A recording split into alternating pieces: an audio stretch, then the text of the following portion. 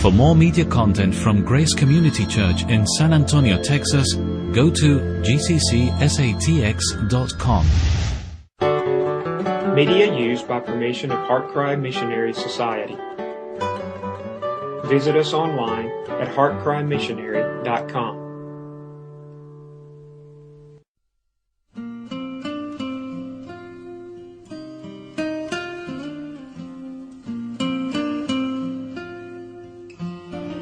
Hermanos, es un gran privilegio para mí estar con ustedes de nuevo.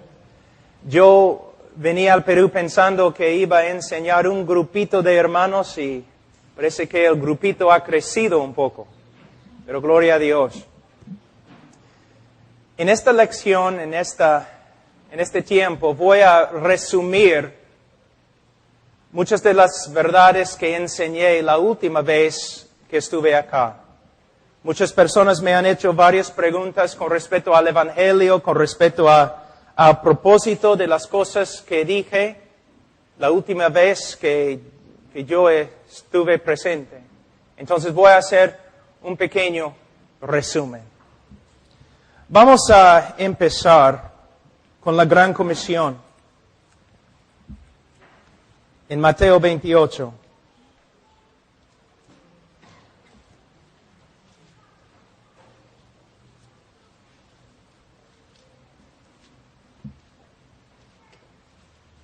En versículo 18, Jesús se acercó y les habló diciendo: Toda potestad me es dada en el cielo y en la tierra. Por tanto, id y haced discípulos a todas las naciones, bautizándolos en el nombre del Padre y del Hijo y del Espíritu Santo. Nosotros tenemos la responsabilidad de ir a todo el mundo y predicar el Evangelio. Pero tenemos que entender lo que es el Evangelio. Y no solamente debemos predicar el Evangelio, sino también tenemos que discipular a los conversos con el Evangelio y todo lo demás que se encuentra en las Escrituras. Muchas personas piensan que la obra misionera es enviar misioneros. No es. La obra misionera es enviar la verdad de Dios a través de misioneros. Podemos tener un montón de misioneros a través del mundo. Podemos tener cualquier cantidad de actividad. Pero si no tenemos doctrina correcta, si no estamos predicando un evangelio bíblico e histórico, no estamos logrando nada. No estamos avanzando el reino de Dios. Voy a decir algunas cosas aquí hoy día y esta semana, y ustedes van a pensar, ¿con qué autoridad dice Pablo estas cosas? Hay un principio de la hermenéutica que es muy importante, que siempre debemos hacer nuestra teología en el contexto de la iglesia. ¿Qué significa? Cuando interpretamos la Biblia, vamos a decir, cuando interpretamos un texto de la Biblia, debemos usar las reglas de la gramática, tenemos que ser creyentes con el Espíritu Santo, por supuesto, tenemos que considerar el contexto histórico y tenemos que luchar para lograr la interpretación correcta. Pero después de haber interpretado el texto, ¿qué debemos hacer? No somos una isla. La sabiduría no empezó con nosotros, no nació con nosotros y no va a morir con nosotros. ¿Cómo podemos saber de verdad que estamos interpretando la Escritura correctamente? Bueno, primeramente podemos hablar con los hermanos alrededor de nosotros, otros pastores. Pero hay un problema. Si solamente hablo con los pastores norteamericanos, quizás todos nosotros hemos sido influenciados bastante por nuestra cultura.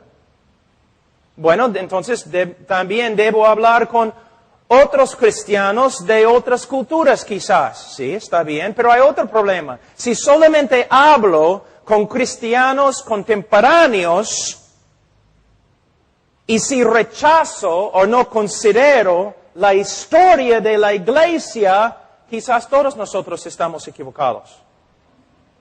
Lo más sabio que puedo hacer después de interpretar un texto es comparar mi interpretación con la iglesia actual y también con la iglesia a través de la historia de la iglesia. Y si todas las iglesias a través de la historia del cristianismo están de acuerdo y no estoy de acuerdo con ellos, probablemente yo estoy equivocado.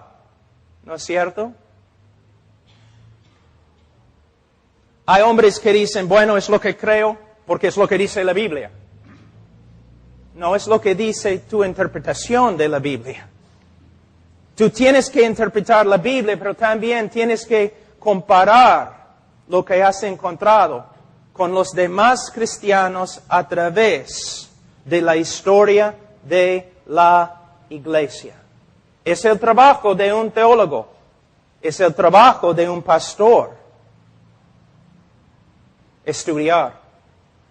Tengo una pregunta. No estoy esperando ninguna respuesta, es una pregunta. Pastores, ¿cuánto tiempo están estudiando la Biblia cada día? No solamente para preparar mensajes, sino para crecer en el conocimiento de Dios. Hay muchos que van al seminario, a un instituto bíblico, y después de graduarse del seminario ya tienen toda la verdad y no tienen que estudiar más. O solo tienen que estudiar para crear y formar sermones. Hermanos, la Biblia es tan pequeña. El conocimiento de Dios que Él nos ha dado a través de su Biblia es tan limitada que podemos alcanzar todo lo que Dios tiene para con nosotros en 3 años en un instituto. Y muchas veces también salimos creyendo lo que el instituto nos enseñó. Pero no hemos pasado horas y horas y meses y años escudriñando las Escrituras para aprender lo que verdad nos enseña. En el día de hoy, casi la mayoría de los problemas que encontramos en cristianismo tienen una sola fuente. Los obreros de Dios llenan sus vidas con actividad y ministerio, pero no pasan tiempo con el Señor en la palabra del Señor. Muchas veces somos como loros. Repetimos lo que hemos escuchado de otros, en vez de escudriñar las Escrituras para ver si es así. Hermanos, mira, lo único que tenemos es la palabra de Dios. No podemos pelear contra el diablo, no podemos pelear contra el mundo, no podemos pelear contra la depravidad del hombre con opiniones nuestras y contemporáneas. La única arma que tenemos es la palabra de Dios y tenemos que estudiarla y usarla. Los hombres que han tenido, a través de la historia de la iglesia, los hombres que han tenido el impacto más grande han sido hombres que estudiaron la palabra de Dios horas y horas cada día. Y tú dices, sí, por supuesto, los teólogos, no. Hudson Taylor, de China, conocido como quizás el misionero más importante y exitoso en la historia de misiones modernas. Su fuente, la fuente de su éxito, la fuente del poder de Dios en su vida, su estudio de las Escrituras. Me mudé hace 1 año y medio a Alabama, de Illinois a Alabama, al sur de mi país, buscando una sola cosa. Yo tengo 3 hijos. Su necesidad más grande es la verdad de Dios. Me mudé busqué una iglesia donde el pastor, su trabajo principal es estudiar la palabra de Dios todos los días. Hay una regla. Él no debe estar en la iglesia ministrando, haciendo un montón de cosas. Nosotros necesitamos un hombre que cada domingo en la mañana y cada domingo en la noche va a pararse ante miles de personas y predicar la Biblia. Porque ha pasado 20, 30 horas en el estudio de la Escritura. Necesitamos la palabra de Dios. Pero la mayoría de los pastores en el día de hoy están corriendo por todos lados. Los que trabajan en misiones, los que tienen ministerios, todos están ocupados haciendo un montón de cosas. Pero ¿qué necesita la gente? Necesita la palabra de Dios. Y si la gran comisión va a avanzar a través de hombres y mujeres que conocen a Dios a través de su palabra, que conocen muy bien lo que es el Evangelio y lo prediquen bíblicamente y claramente. Es un llamado a dejar a un lado todas las actividades y dedicarnos al estudio de la palabra de Dios. ¿Para qué? Cuando abremos la boca para testificar, cuando abremos la boca para aconsejar, la palabra de Dios salga y no las opiniones de los cristianos contemporáneos llenos de psicología y no de la palabra de Cristo. Ahora, el Evangelio. Tenemos que predicar el Evangelio, por supuesto.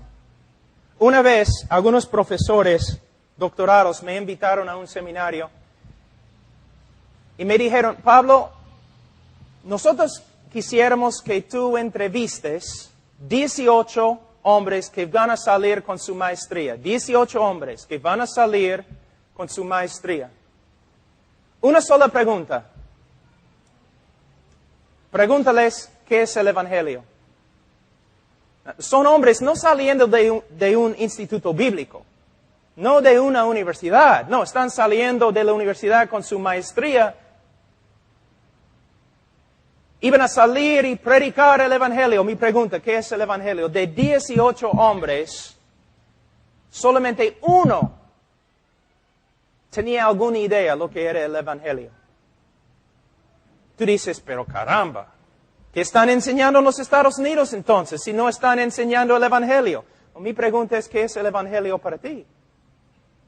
¿Qué tipo de Evangelio predicas tú? ¿Dios te ama y tiene un plan maravilloso para tu vida? ¿Es el Evangelio que predicas? Porque no es el Evangelio de Cristo. No es el Evangelio del apóstol Pablo. ¿Tu Evangelio, qué tipo de Evangelio predicas? ¿Usas preguntas como, ¿quieres ir al cielo? ¿Quieres tomar tu decisión? ¿Quieres repetir una simple oración conmigo? ¿Es tu Evangelio? Entonces no estás predicando el Evangelio de Cristo. Ni del apóstol Pablo, ni de Spurgeon, ni de los teólogos a través de la historia de la iglesia. Estás predicando un Evangelio contemporáneo que no tiene poder. Y por esta razón muchos de los conversos en tu ministerio caminan como carnales en la calle. ¿Qué es el Evangelio? Mira cómo es. Voy a usar los norteamericanos como ejemplo, pero también se aplica a los peruanos, ¿no? ¿Cómo es el hombre en el día de hoy? Los hombres en la calle sin Cristo, sin Dios, ¿ellos aman a Dios? No. La Biblia dice son aborrecedores de Dios y que se aman a sí mismos. Entonces, todos los inconversos en el mundo se aman a sí mismos, ¿no es cierto? Y también cada hombre pecador sin Cristo tienen planes para su vida. Sus propios planes para su vida, ¿no es cierto? Los hombres caminando en la calle se aman a sí mismos y tienen un montón de planes para sus vidas. Entonces tú, evangelista, llegas, tú dices, Dios te ama y tiene un plan maravilloso para tu vida. Y el hombre, pecador, incrédulo, dice, ay, caramba, este me gusta.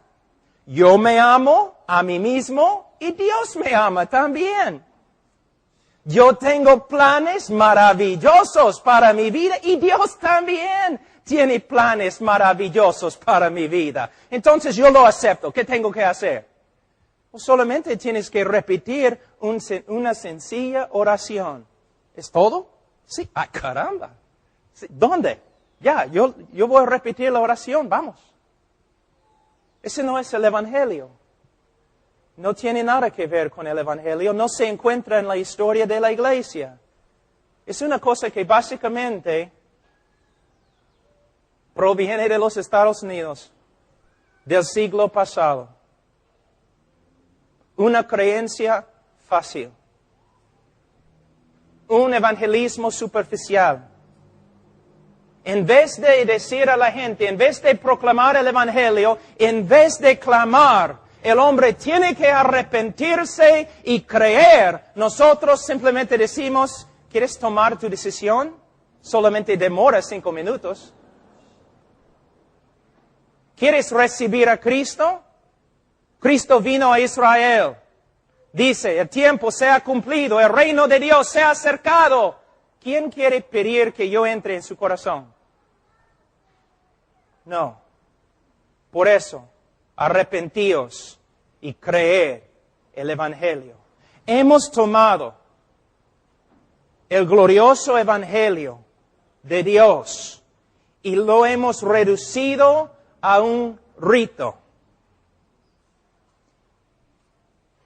Aquí en Perú, la mayoría se cree salvo, ¿por qué? Porque fue bautizado como niño, ¿no es cierto? La mayoría de los católicos, yo soy salvo, ¿por qué? Yo fui bautizado como niño. Y los evangélicos dicen, ¡qué herejía! Pero los evangélicos son igual. Nosotros a veces somos iguales. ¿Vas a ir al cielo? Sí. ¿Por qué? Tomé mi decisión. Oré para que Cristo entrara en mi corazón. De nuevo, tal lenguaje no se encuentra en la Biblia, tampoco se encuentra en la historia de la Iglesia, tampoco se encuentra en las prédicas de los hombres que nosotros mismos reconocemos como los grandes evangelistas. He tomado mi decisión. La mayoría de las personas están confiando en una decisión y la sinceridad que tenían cuando tomaron su decisión, en vez de confiar en Cristo y mirar a Cristo. Otro problema de que hablé la última vez, la idea de qué es un creyente. ¿Qué es un creyente? ¿Cómo debe portarse un creyente?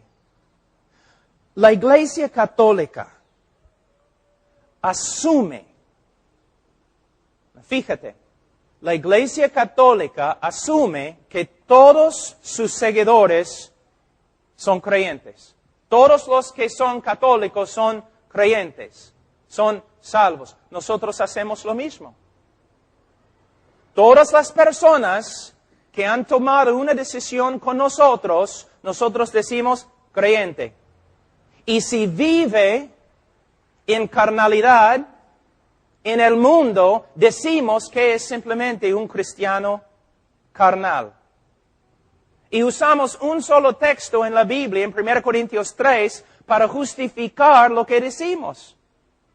Así es un creyente, vive como el diablo, pero es hijo de Dios. ¿Por qué? Hizo su decisión conmigo. En la Biblia, en la historia de la Iglesia, uno puede tener la confianza de que es cristiano, no simplemente porque hizo su decisión, sino la Biblia dice, el que comenzó en nosotros la buena obra la perfeccionará. Y la evidencia de que somos creyentes es el fruto que llevamos. ¿El cristiano peca? Sí. ¿El cristiano lucha contra el pecado? Sí. ¿Un cristiano verdadero puede caer? Sí. ¿Un cristiano verdadero puede vivir en carnalidad toda su vida sin la disciplina del Señor? Absolutamente que no. No es una enseñanza de la Escritura. Uno de los más, si no el más famoso evangelista en todo el mundo, que supuestamente ha tenido millones y millones de conversos a través de sus campañas evangelísticas. Él mismo dijo, si solamente 5% de todas las personas que han tomado decisiones en mis campañas son creyentes, voy a estar feliz. ¿Pero qué decimos nosotros? Tuvimos una campaña evangelística. Yo recuerdo una vez, hermano Zacarías, vino a mi hermano Ernesto Zacarías, años atrás. Enojado. Dijo, nunca voy a tener una campaña evangelística en mi iglesia. Jamás. Hermano, ¿por qué? Eres el hombre más evangelístico que conozco. Él dijo, porque tuvimos una campaña con un evangelista y como 100 personas recibieron a Cristo y ninguno de ellos llegó a la iglesia domingo.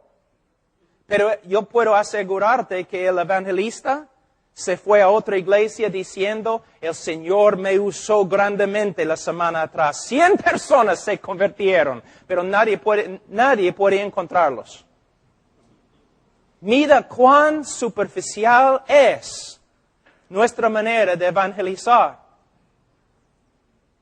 O yo escucho evangelistas a veces diciendo, ahora es el tiempo de invitación, nadie debe moverse, todos deben mirarme. Tú puedes interrumpir la obra del Señor, tenemos que estar allí callados, si no vamos a causar problemas y nadie va a recibir a Cristo. ¿Cuántos quieren a Cristo? Levantan la mano, yo veo tu mano, pasa adelante. Hacemos un montón de cosas que no se encuentran en la Biblia. El resultado, podemos escribir en nuestros informes que un montón de personas se han convertido, pero no podemos encontrar ninguno de ellos. O de 100 hay uno. O como pastores, nosotros decimos, ¿quién quiere recibir a Cristo? Una persona levanta la mano, pasa adelante. Y sin aconsejar, o después de aconsejar 5 minutos, decimos a toda la congregación, hermanos, mira, un nuevo hermano. ¿Cómo lo sabes? ¿El Señor ha hablado contigo personalmente? ¿Cómo sabes que esta persona se ha convertido? Después de aconsejar a la persona 5 minutos, como el Papa, lo declaramos salvo y jamás hablamos con él. Nunca más hablamos con él acerca de su salvación. Y si sale y vive como el diablo, decimos, mira, eres cristiano, debes vivir de otra forma. ¿No sería mejor, si una persona pasa adelante, no sería mejor decir, gloria a Dios, parece que el Señor está obrando? He hablado algunos minutos con nuestro amigo aquí y él ha confesado a Cristo como su Señor y Salvador. Si de verdad ha creído en Cristo, es salvo. Pero en esta iglesia, nosotros amamos a los almas. Entonces vamos a aconsejar, vamos a pasar tiempo con él, vamos a pasar por el libro de 1 de Juan, vamos a estar hablando, aconsejando, enseñando a esta persona para que venga a una seguridad bíblica de su salvación. Es una diferencia entre un ministerio superficial y un ministerio bíblico. El mero hecho que un hombre ha levantado la mano no significa nada.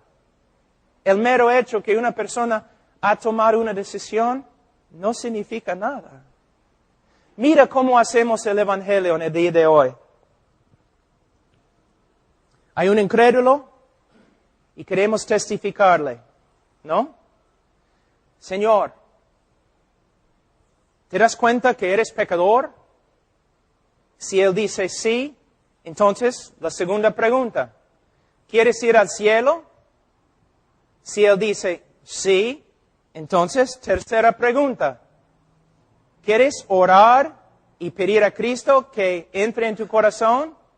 Si Él dice sí, entonces oramos y Él repite nuestra oración y después preguntamos, ¿fuiste sincero cuando oraste? Y si Él dice, creo, entonces eres salvo. Y si el hombre dice, pero no estoy seguro, nosotros decimos, por supuesto eres salvo porque Cristo ha prometido, si le pides, Él va a entrar en tu corazón, tú le has pedido, Él ha entrado. Por fe tienes que creer que has creído. Pregunta, ¿es el Evangelio? Vamos a examinar un ratito. Señor, ¿sabes que eres pecador? Si Él dice sí, no necesariamente significa nada. Pregunta al diablo si sabe si es pecador. Señor diablo, ¿eres pecador? Soy el mejor pecador. El peor pecador.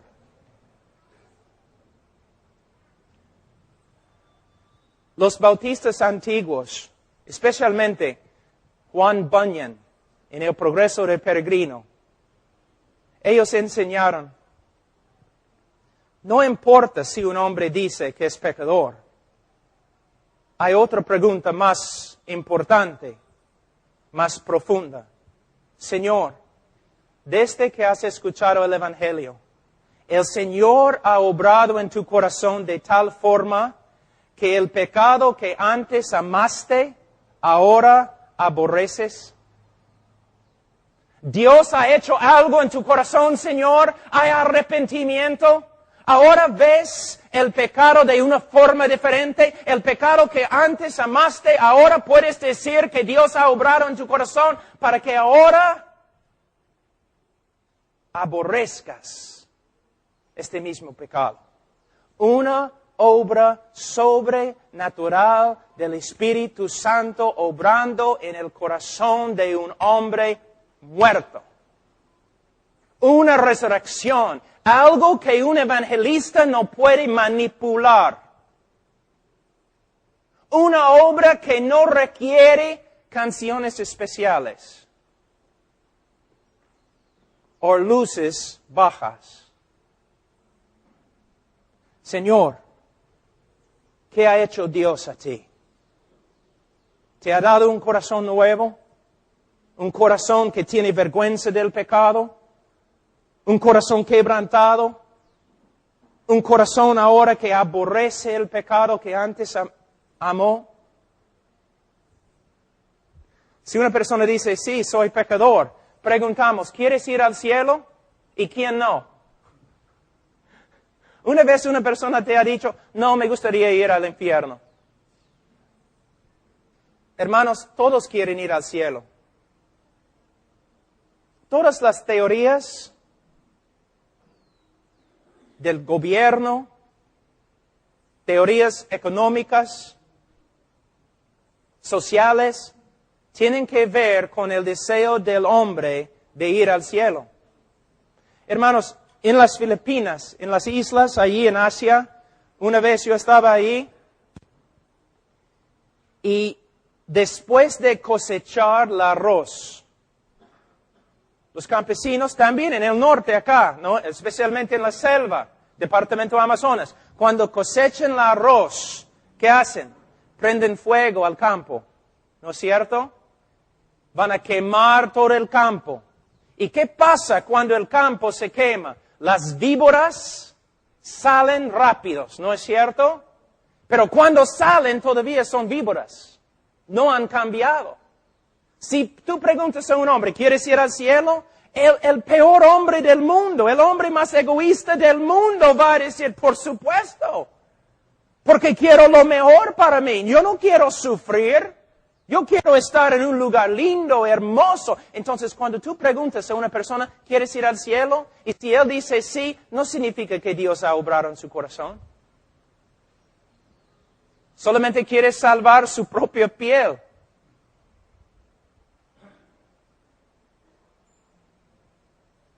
La pregunta no es, ¿quieres ir al cielo? la pregunta es, Señor, ¿ha obrado Dios en tu corazón de tal forma que ahora tienes un deseo de buscar a Dios? ¿Algo ha pasado en tu corazón? ¿Algo ha sucedido en tu corazón? ¿Tu corazón ha cambiado? Antes, Señor, la Biblia dice de ti que todo hombre nace aborrecedor de Dios, un hombre que solamente se ama a sí mismo. Pero Señor, después de escuchar el Evangelio, tu corazón ha cambiado. Ahora puedes ver que Dios es supremo y nada tiene más valor que Él. Deseas conocer a Dios y glorificar a Dios con tu vida. Todos quieren ir al cielo. La mayoría no quiere que Dios esté cuando llegue. ¿No es cierto? Por supuesto podemos hablar del cielo, por supuesto. Pero hermanos, mira lo que estamos haciendo. De nuevo, tenemos un hombre lleno de sí mismo, que tiene grandes y maravillosos planes para su vida, y venimos nosotros con nuestro evangelio, decimos, Dios te ama tanto como tú te amas. Aún más. Dios tiene planes más maravillosos que tus planes. El hombre dice, caramba. Todo el universo gira alrededor de mí.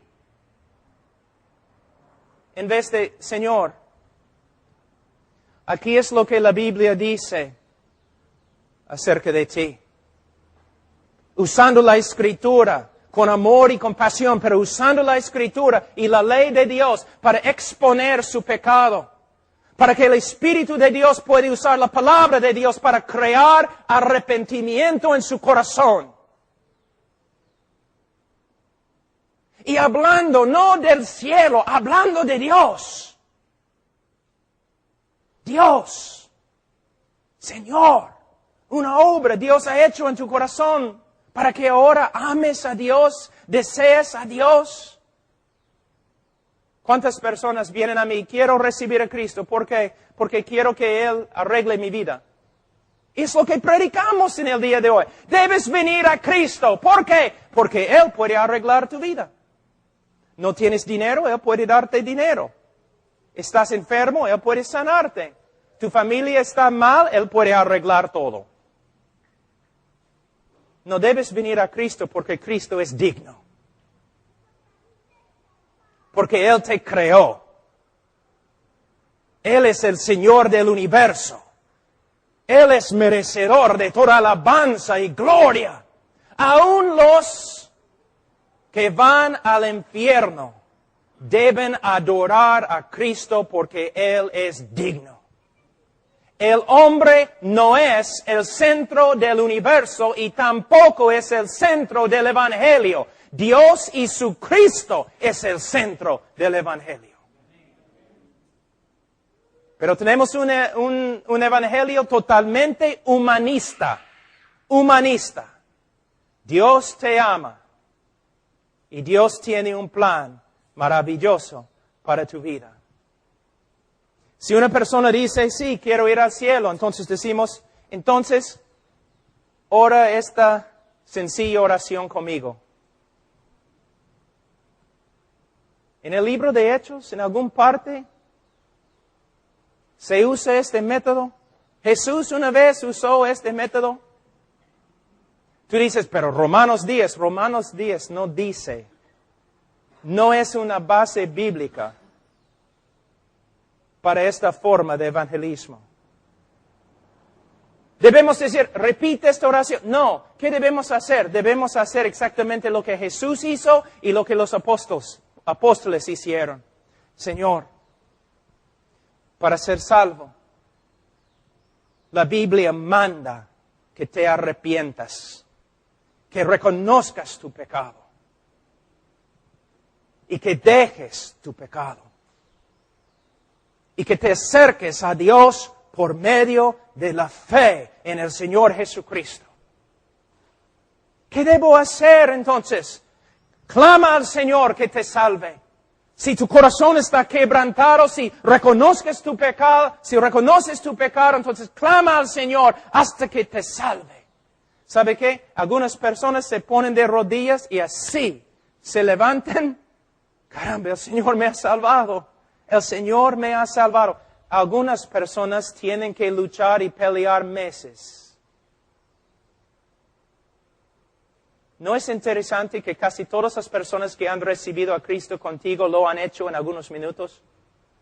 Pero a través de la historia encontramos hombres, a veces, sufriendo tanto bajo la convicción del pecado, clamando al Señor, sálvame, sálvame, buscando al Señor en la Escritura, meses y meses, y un día el Señor los salva. Pero no necesitamos hacer esas cosas en el día de hoy, porque nosotros tenemos un método mejor, un método instantáneo, ¿no? Una ilustración que uso. Yo estaba predicando cerca de Alaska, en el norte. Y un señor entró en la iglesia. Cuando empecé a predicar, él entró.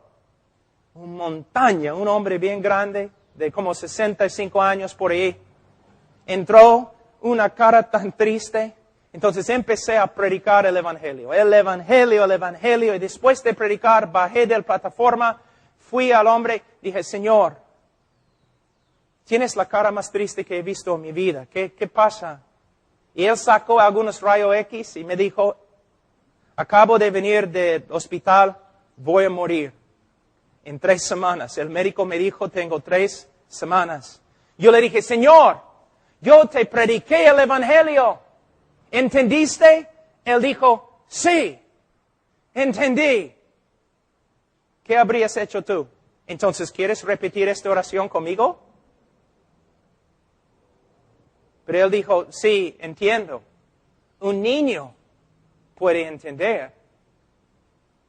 ¿Pero es todo? Yo entiendo. Pero no he cambiado con respecto a mi pecado. No he cambiado, no tengo ningún deseo de seguir a Dios, solamente voy a morir. Entonces, lo único que tengo que hacer es repetir esta oración. Señor, tú tienes 3 semanas, yo tengo una noche acá y voy a regresar a los Estados Unidos. Voy a cancelar mi vuelo y vamos a sentarnos acá hasta que mueras o hasta que vengas a conocer a Cristo. ¿De dónde viene la fe? ¿De dónde? Entonces empezamos en el Antiguo Testamento. Promesa tras promesa tras promesa. Romanos 1 a 3, capítulos 1 y 3, hablando del pecado y la seriedad del pecado como una abominación ante Dios. Poco a poco, el hombre dice, sí, veo mi pecado. Soy un hombre horrible. Siempre he sido un hombre muy físico. He golpeado a otros hombres. Puedo ver mi pecado ante Dios. Ya, continuamos. Más y más y más. Promesa tras promesa. Después de algunas horas, yo le dije, Señor, una vez más, vamos a leer Juan 3:16. Y él dijo, bueno, está bien. Entonces, empezó a leer así con la Biblia, ¿no? Sobre sus rodillas, leyendo, y él dijo, bueno, porque de tal manera amó Dios De ahí empezó así, a temblar. Oh, Pablo, mis pecados no hay. Señor, me perdonó. Me ha dado vida eterna. Voy a morir, pero no voy a morir. Voy a ir al cielo. El Señor me ha salvado. Yo le pregunté, ¿cómo sabes, Señor? Y él dijo, Pablo, ¿nunca has leído este texto? ¿Qué pasó? Yo te digo lo que pasó. Lo que no puede pasar en tu ministerio.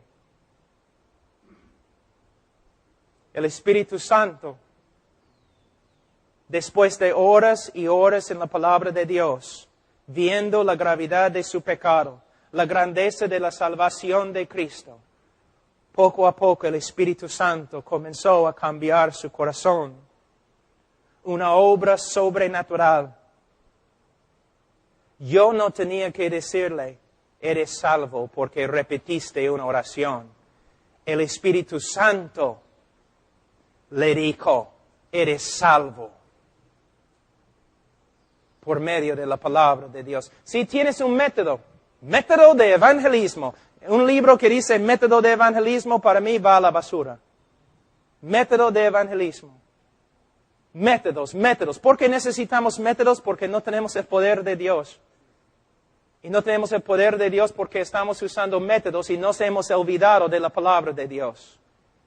Los fariseos usaron la palabra de Dios para hacer sus discípulos. Pero Jesús dijo que sus discípulos eran hijos del infierno. ¿Cuántos de nuestros discípulos son nada más que hijos del infierno?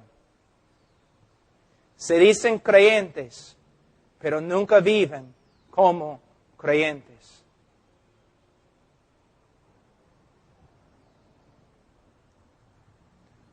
Hermanos,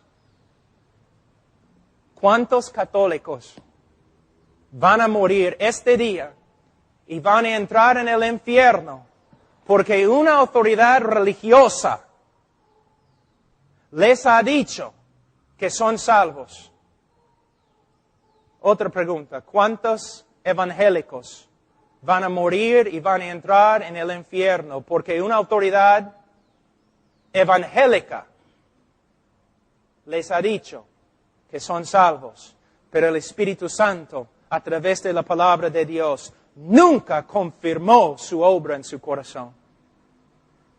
¿Cuántas personas en mi propio ministerio, yo tengo que decir eso, yo tengo que ser honesto, como joven evangelista, predicando en las calles, predicando en la sierra, predicando en la selva, usando todos los métodos de evangelismo que todos me habían enseñado, los fundamentalistas, los bautistas, todos me enseñaron, tienes que hacerlo así, tienes que levantar la mano, tienes que pedir que pasen adelante, hay etapas, tienes que usar música de tal forma, tienes que aprender cómo hablarles para que tomen su decisión y todo lo que también ustedes han aprendido. Pero estudiando la Escritura y estudiando la historia de evangelismo de los hombres y predicadores más exitosos a través de la historia de la iglesia, yo veo que ellos no hacían nada de lo que hacemos en el día de hoy.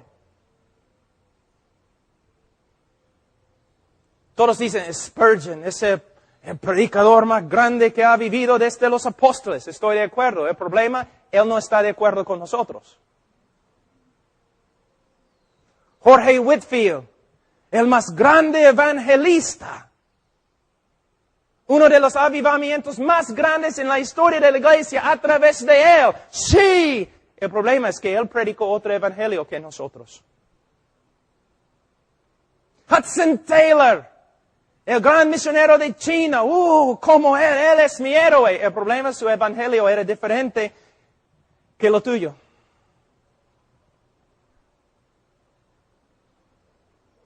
Jorge Mueller, el hombre de fe en Inglaterra, él ayudó 10,000 huérfanos.